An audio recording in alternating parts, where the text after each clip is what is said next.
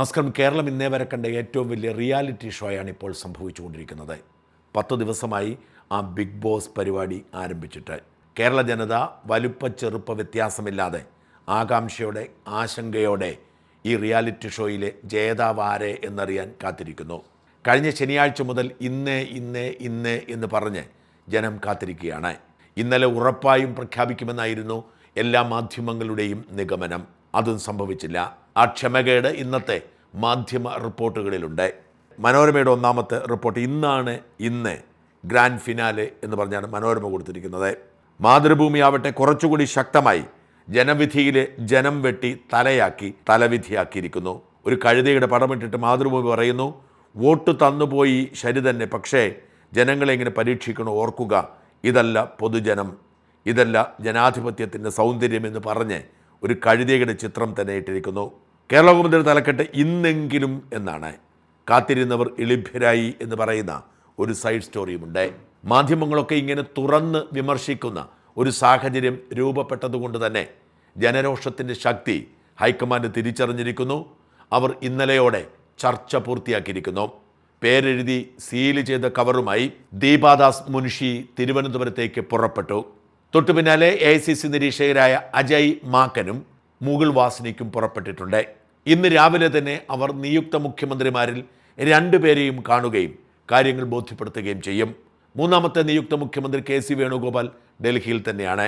രാഹുൽ ഗാന്ധി തന്നെ വേണുവിനോട് കാര്യം പറയും എന്നാണ് സൂചന. MLA-മാരിൽ നിന്നും ബോണ്ട് എഴുതി വാങ്ങുന്നതിനെക്കുറിച്ചും ആലോചനയുണ്ട്. 1 മണിക്കാണ് കോൺഗ്രസ് നിയമസഭാ കക്ഷി യോഗം വിളിച്ചിരിക്കുന്നത്. ഈ യോഗത്തിന് ശേഷം ഇന്ന് തന്നെ ഏതാണ്ട് 5 മണിക്ക് മുമ്പ് പ്രഖ്യാപനമുണ്ടാവും എന്ന് കണക്കാക്കപ്പെടുന്നു.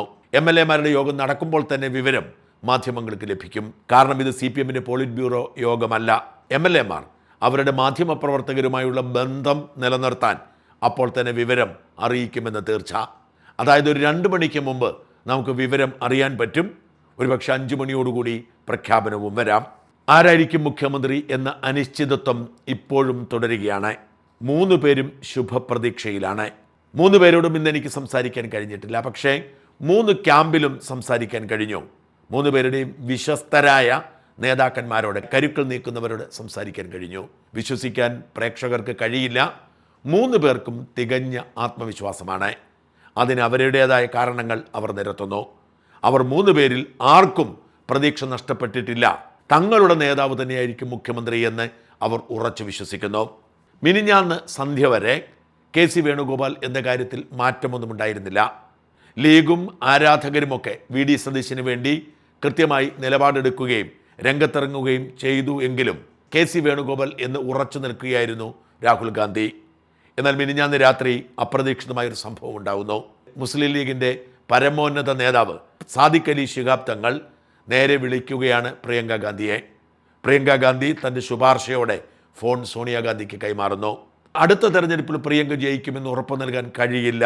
KC വേണുഗോപാൽ മുഖ്യമന്ത്രിയായാൽ നടക്കാൻ പോകുന്ന ഉപതെരഞ്ഞെടുപ്പിൽ പരാജയം ഉറപ്പു നൽകാം എന്ന് സാദിഖ് അലി ശിഹാബ് തങ്ങൾ പ്രിയങ്കയോട് പറയുന്നു.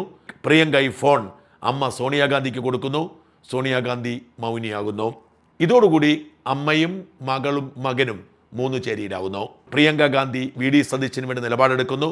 രാഹുൽ ഗാന്ധി KC വേണുഗോപാലിന് വേണ്ടി നിലപാടെടുക്കുന്നു. സോണിയാഗാന്ധി ഇവർ തമ്മിലുള്ള തർക്കം പരിഹരിക്കാൻ ഏറ്റവും മൂല കാരണമായി നിൽക്കുന്നത് മറ്റൊരു ഉപതെരഞ്ഞെടുപ്പ് വേണ്ടി വരുമെന്നതാണ്.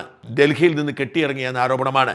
അതൊഴിവാക്കാൻ, അതേസമയം VD സതീശൻ വേണ്ട എന്ന രാഹുൽ ഗാന്ധിയുടെ പിടിവാശി ഒഴിവാക്കാൻ രമേശ് ചെന്നിത്തലയെ പിന്തുണയ്ക്കാൻ തീരുമാനിക്കുന്നു. അതായത് സോണിയാഗാന്ധി രമേശ് ചെന്നിത്തലയ്ക്കൊപ്പം, പ്രിയങ്ക ഗാന്ധി VD സതീശനൊപ്പം, KC വേണുഗോപാൽ രാഹുൽ ഗാന്ധിക്കൊപ്പം. ഇതാണിപ്പോൾ നെഹ്റു കുടുംബത്തിലെ യഥാർത്ഥ അവസ്ഥ. കൂടുതൽ സ്വാധീനം രാഹുലിനാണ്. കാരണം AICC-യിലെ എല്ലാ നേതാക്കളും രാഹുൽ ഗാന്ധിക്കൊപ്പമാണ്, KC വേണുഗോപാലിനൊപ്പമാണ്. എല്ലാ നേതാക്കളും ഒരുപോലെ തന്നെ, ഖാർഗെ അടക്കം, ജയറാം രമേശ് അടക്കം AICC-യിലെ എല്ലാ നേതാക്കളും KC വേണുഗോപാൽ ആവട്ടെ എന്ന നിലപാടിലാണ്. ഈ ഒരു ആശയക്കുഴപ്പം തുടരുന്നു. VD സതീശന് ജനപിന്തുണയും ലീഗിൻ്റെ പിടിവാശിയും പെങ്ങളുടെ നിലപാടും മാറ്റി ചിന്തിക്കാൻ രാഹുൽ ഗാന്ധിയെ മിനിഞ്ഞാന്ന് രാത്രി പ്രേരിപ്പിക്കുന്നു. അങ്ങനെയാണ് രമേശ് ചെന്നിത്തല എന്ന ഓപ്ഷൻ സജീവമാകുന്നത്. ഇന്നലെ ആ ഒരു നിലപാടിലേക്ക് കാര്യങ്ങൾ നീങ്ങുകയാണ്. പലവട്ടം ഖാർഗെയും രാഹുലും തമ്മിൽ ചർച്ച നടത്തി, പലവട്ടം സോണിയാഗാന്ധിയുമായി കൺസൾട്ട് ചെയ്തു. അങ്ങനെ കാര്യങ്ങൾ മുമ്പോട്ട് പോകുമ്പോഴാണ് നാടകീയമായ മറ്റൊരു ട്വിസ്റ്റ് അരങ്ങേറുന്നത്. വി ഡി സതീശൻ മുഖ്യമന്ത്രിയാകും എന്ന ഉറച്ച വിശ്വാസത്തിൽ ആലുവയിലെ ദേശത്തെ വീട്ടിലിരിക്കുന്നു. വീട്ടിലേക്ക് പ്രാദേശിക പാർട്ടി നേതാക്കൾ ഒഴുകിയെത്തുന്നു. നാടിൻ്റെ നാനാഭാഗത്തു നിന്നും കെ എസ് യുക്കാരും യൂത്ത് കോൺഗ്രസ്സുകാരും എത്തുന്നു, ലീഗുകാരെത്തുന്നു, മുസ്ലിം സംഘടനാ പ്രതിനിധികളെത്തുന്നു. അങ്ങനെ ചാനൽ ക്യാമറകളിൽ നിറഞ്ഞു നിൽക്കുന്നു വി ഡി സതീശൻ്റെ വീട്. വലിയ ആരവമുണ്ടാവുന്നു, ആൾക്കൂട്ടം കൂടി വരുന്നു. ഇത് രാഹുൽ ഗാന്ധിയുടെ ശ്രദ്ധയിൽപ്പെടുന്നു. രാഹുൽ ഗാന്ധി വീണ്ടും ക്ഷുഭിതനാകുന്നു. AICC നേതൃത്വത്തെ വെല്ലുവിളിക്കാനാണ് ഈ ആൾക്കൂട്ടത്തെ സംഘടിപ്പിക്കുന്നത് എന്ന് കൃത്യമായി ആരോ രാഹുൽ ഗാന്ധിയെ ധരിപ്പിക്കുന്നു. രാഹുൽ ഗാന്ധി പൊട്ടിത്തെറിക്കുന്നു, ക്ഷുഭിതനാകുന്നു. AICC നേതൃത്വത്തെ നിർവീര്യമാക്കിക്കൊണ്ട്, AICC നേതൃത്വത്തെ ഹൈജാക്ക് ചെയ്തുകൊണ്ട് ഒരു പാർട്ടിയുടെ നേതാവ്, അതും പാർട്ടി റാങ്ക് ആൻഡ് ഫയലിൽ താഴെ നിൽക്കുന്ന ഒരു നേതാവ് നീക്കം നടത്തുന്നത് ഉചിതമല്ല.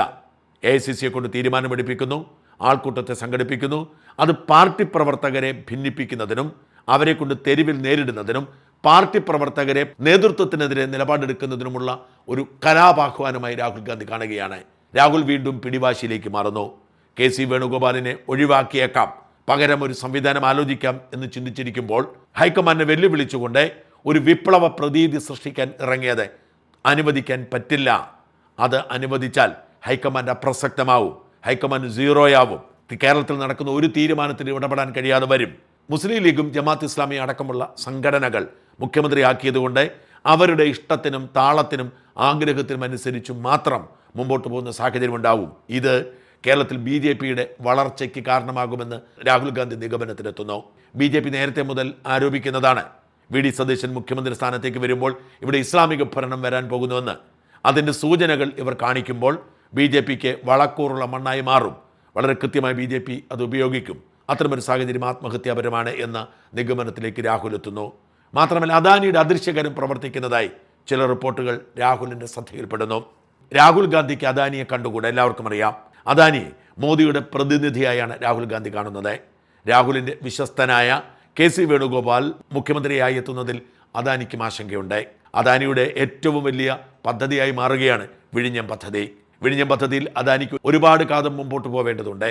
അതിന് തടസ്സമാകുമോ KC വേണുഗോപാൽ എന്ന ആശങ്ക അദാനിയെ ബാധിക്കുന്നു. ഈ പശ്ചാത്തലത്തിൽ അദാനിയുടെ താല്പര്യവും വി ഡി സതീശനാണ് എന്ന റിപ്പോർട്ടുകൾ രാഹുൽ ഗാന്ധി കിട്ടുകയാണ്. വി ഡി സതീശനെ ചാർട്ടേഡ് ഫ്ലൈറ്റിൽ മംഗലാപുരത്തേക്ക് കൊണ്ടുപോയത് അദാനിക്ക് വേണ്ടിയാണ് എന്ന സൂചനയും രാഹുൽ ഗാന്ധിയുടെ അടുത്തെത്തുന്നു. പൊന്നാനി MLA KP നൌഷാദ് അലി പൊന്നാനിയിൽ ഒരു തുറമുഖം കൊണ്ടുവരാൻ വേണ്ടി അദാനിയുമായി ചേർന്ന് നടത്തുന്ന നീക്കങ്ങളെക്കുറിച്ചും രാഹുലിന് റിപ്പോർട്ട് കിട്ടുകയാണ്. ഇതോടുകൂടി രാഹുൽ തീരുമാനം പ്രഖ്യാപിക്കുന്നത് നീട്ടിവെക്കുന്നു. അങ്ങനെയാണ് ജയറാം രമേശിനെ വിളിച്ചു വരുത്തുന്നത്. ജയറാം രമേശ് തീരുമാനമായി നാളെ പ്രഖ്യാപനമുണ്ടാകുമെന്ന് പറയുന്നു. ഇതോടുകൂടി വി ഡി സതീശൻ മുഖ്യമന്ത്രി ആകും എന്ന് കരുതി ആഘോഷിക്കാൻ വേണ്ടി തടിച്ചുകൂടിയ ജനങ്ങൾക്ക് പിരിഞ്ഞു പോവേണ്ടി വരുന്നു. മുഹമ്മദ് ഷിയാസ് ഇറങ്ങി എല്ലാവരെയും പിരിച്ചുവിടുന്നു. അപ്രതീക്ഷിതമായ മറ്റൊരു വിവരമാണ് പിന്നീട് കിട്ടുന്നത്. തിരുവനന്തപുരത്ത് കോൺഗ്രസ് പാർട്ടിയുടെ നിയമസഭാ കക്ഷി യോഗം 11 മണിക്ക് ചേരുമെന്ന്. പിന്നീട് ആ സമയം 1 മണിയായി മാറ്റിവെച്ചു. ഇത് വളരെ ബുദ്ധിപരമായൊരു നീക്കമായി കണക്കാക്കുന്നു. ഇന്നലെ പ്രഖ്യാപനമുണ്ടായാൽ 2 അപകടം രാഹുൽ ഗാന്ധി തിരിച്ചറിഞ്ഞു. വി ഡി സതീശന് അനുകൂലമാണ് തീരുമാനമെങ്കിൽ വസതിയിൽ കൂടിച്ചേർന്നിരിക്കുന്ന ആയിരക്കണക്കിന് മനുഷ്യർ തെരുവിലേക്ക് ഇറങ്ങും വി ഡിക്ക് അഭിവാദ്യം അർപ്പിച്ചുകൊണ്ട്. ഹൈക്കമാൻഡിന് കീഴടങ്ങലായിരിക്കും മുമ്പ് നിൽക്കുന്നത്. KC വേണുഗോപാൽ അടക്കം, ഷാഫി പറമ്പിലടക്കം, മാത്യു കൊഴുനാടൻ അടക്കമുള്ള നേതാക്കൾക്കെതിരെ മുദ്രാവാക്യം ഉണ്ടാവും. ഇത് വലിയ ഭിന്നതയ്ക്ക് കാരണമാകും. ഇനി അതല്ല, തിരിച്ച് വി ഡി സതീശനല്ല എന്നാണ് പ്രഖ്യാപനമെങ്കിൽ അവർ കലാപകാരികളെ തെരുവിലിറങ്ങും. ഇത് രണ്ടും കലാപമാണ്, രണ്ടും സംസ്ഥാന വ്യാപകമായി പടർന്നു പിടിക്കും എന്ന ആശങ്കയിലാണ് പുതിയ ഒരു നീക്കം നടത്തുന്നതും നിയമസഭാ കക്ഷി യോഗം വിളിച്ചു ചേർക്കാൻ തീരുമാനിക്കുന്നതും. തിരുവനന്തപുരത്ത് 2 നേതാക്കന്മാരും എത്തിയതിന് ശേഷം നടത്തുന്ന പ്രഖ്യാപനം അനുകൂലമാണെങ്കിലും എതിരാണെങ്കിലും അതിനെ നിയന്ത്രിക്കാൻ കഴിയും എന്ന വിശ്വാസം AICCക്കുണ്ട്. വി ഡി സതീശനെ പിന്തുണയ്ക്കുന്നവർ തികഞ്ഞ ആത്മവിശ്വാസത്തിലാണ്. വി ഡി ക്യാമ്പിലെ ഒരു പ്രധാനി എന്നോട് പറഞ്ഞത് 99.9% എന്നാണ്. നോക്കിക്കോളൂ, അങ്ങനെ തന്നെയാണ് തീരുമാനം. അവരുടെ വിശ്വാസത്തിൻ്റെ അടിത്തറ പ്രിയങ്ക ഗാന്ധിയുടെ പിന്തുണയും ലീഗിൻ്റെ ഉറച്ച നിലപാടുമാണ്. എന്നാൽ രമേശ് ചെന്നിത്തല ക്യാമ്പിൽ നിന്ന് എന്നോട് പറഞ്ഞത് സാർ തന്നെയായിരിക്കും, മാറ്റമൊന്നും ഉണ്ടാവില്ല, മാഡം സാറിനെ കൈവിടില്ലെന്നാണ്. ഇതുവരെ ഉണ്ടായ സാഹചര്യത്തിൽ വി ഡി സതീശന് എതിരായ മറ്റൊരു ഘടകം കൂടി എത്തിച്ചേർന്നു ഇന്നലത്തെ യോഗം. അതുകൊണ്ട് കേസ് തന്നെയായിരിക്കും എന്നാണ് പറഞ്ഞത്. 3 പേരും ആത്മവിശ്വാസത്തിലാണ്, 3 പേർക്കും സാധ്യതയുമുണ്ട്. എന്നാൽ എൻ്റെ നിഗമനം KC വേണുഗോപാലിന് തന്നെയാണ് മുൻതൂക്കമെന്നാണ്. അഥവാ ലീഗ് കടുത്ത നിലപാടെടുക്കുകയും KCയെ പ്രഖ്യാപിക്കാൻ കഴിയാത്ത സാഹചര്യം ഉണ്ടാവുകയും ചെയ്താൽ പരിഹാരമായി രമേശ് ചെന്നിത്തലയെ പ്രഖ്യാപിക്കുമെന്നാണ് ഞാൻ വിശ്വസിക്കുന്നത്. കാരണം വി ഡി സതീശനെ പ്രഖ്യാപിച്ചാൽ അത് കീഴടങ്ങലായി വ്യാഖ്യാനിക്കപ്പെടും. സമാനമായ കലാപം മറ്റ് സംസ്ഥാനങ്ങളിൽ പ്രത്യേകിച്ച് കർണാടകയിൽ ഉണ്ടാവുമെന്ന സാഹചര്യത്തിൽ അത്തരമൊരു നിർബന്ധിത സാഹചര്യം ഉണ്ടായാൽ രമേശ് ചെന്നിത്തലയെ പ്രഖ്യാപിക്കുമെന്നാണ് ഞാൻ വിശ്വസിക്കുന്നത്. അത് എൻ്റെ നിഗമനം. 1-ാം സ്ഥാനം KC വേണുഗോപാലിന്, 2-ാം സ്ഥാനം രമേശ് ചെന്നിത്തലയ്ക്ക്, 3-ാം സ്ഥാനം മാത്രം VD സതീശന് എന്നാണ്.